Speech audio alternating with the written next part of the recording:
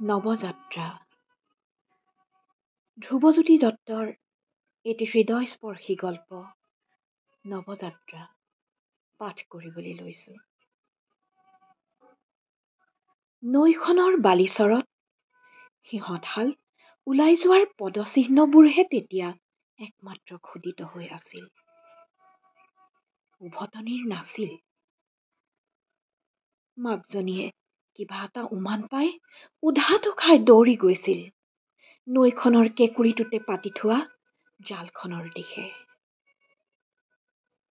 ঐ শলিয়া, চাগৈচোন চাগৈ ঐ, সেইখনতে কিবা লাগি ৰৈছে নেকি?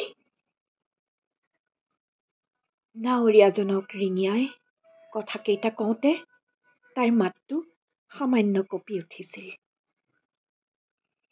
নাই অ', ময়ে পাৰ কৰাই থৈ আহিছিলো সিহঁতহালক।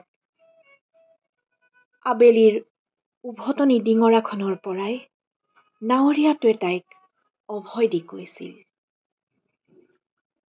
সিহঁতক ৰক্ষা কৰিবা আৰু প্ৰভু। অদৃশ্যজনলৈ সেৱা এটা জনাই তাই উভতি আহিছিল, মুখত এমুকুৰা সন্তুষ্টিৰ হাঁহি লৈ।